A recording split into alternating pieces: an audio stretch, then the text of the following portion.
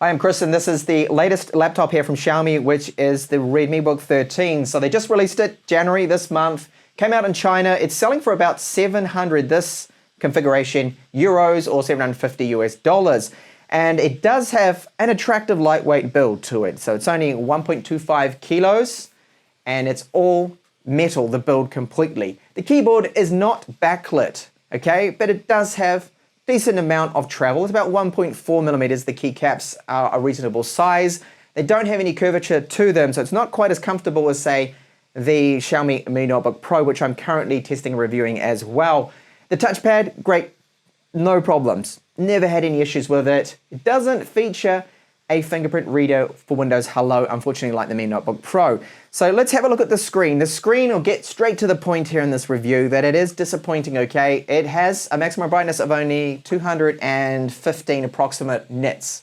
Not good, okay? Now, there'll probably be a lot of reviewers out there that will take a look at the screen and go, it's really nice, it's great, it's anti-glare, 1080p, no issues. The problem is, when you break out a device like my Spider 5 Pro and actually measure the color coverage, the reproduction this screen has, its color space, truly disappointing. So we've got an Adobe RGB value here of just 49%, sRGB of just 66%. That is terrible in a laptop for this price range. To put it into perspective here, a lot of the 300 US dollar cheap laptops I review have screens that are twice as good as this, okay? They will have 74% Adobe RGB and about 94% sRGB. So this is really falling short, failing completely, I feel, for a screen in this type of laptop. So the performance of the 10th gen chips is really quite good. So 4 cores, 8 threads, and Xiaomi, they set a 25 watt power limit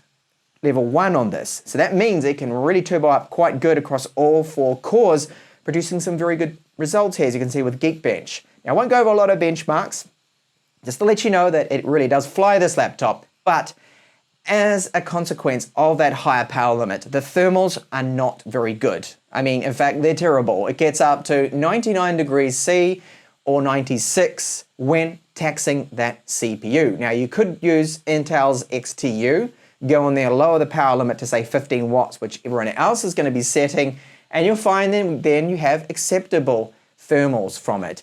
Fan noise, it is currently on at the moment. You'll often find when it's connected up to AC, that fan is just going to be continually running all of the time. So it does have 2 copper thermal transfer heat pipes in there, a large fan, but to me it's just not really doing the job with the cooling, especially considering it does have a dedicated GPU with this.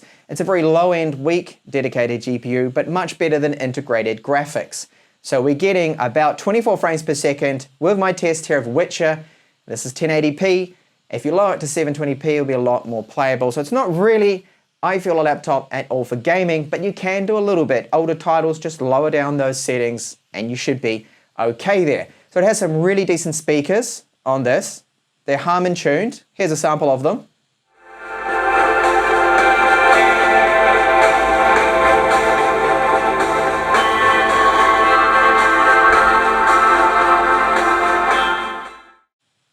And then our battery life is around 6 to 6.5 hours. This was me and Chrome just using it constantly. And that was the brightness set right up to about 60%. But remember, 60% is only about 150 nits, I think it is, which isn't really a good result. It's only a 40 watt-hour battery that is within this. So SSD speeds, it's only SATA 3 from those speeds. It should be an NVMe drive. Now, more should-bes. This only has 2 USB 3.1 ports on it. That's it for USB. No Type-C, no Thunderbolt. And charging is just DCN, which takes approximately 3 hours to fully charge that 40 watt-hour battery. But where is USB 3.1 on here? Type-C would be great. SD card reader slot or even an SD slot would have also been great and nice to have on this. So it is lacking there. Now the HDMI port is only HDMI 1.4 spec. It should be HDMI 2. Another disappointing area.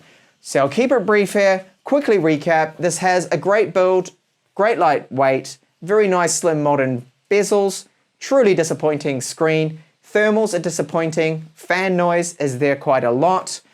And then the price tag for what you're really getting, I just feel Xiaomi with this one they've failed because they've just cut too many corners on ports, features. Single channel RAM could have been dual channel, but it does pack a lot of performance if that is what you're after in such a small laptop here.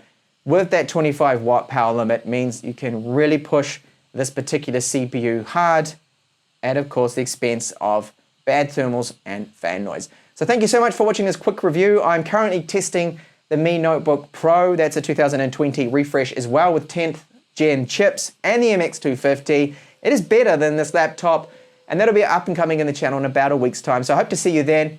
Bye for now.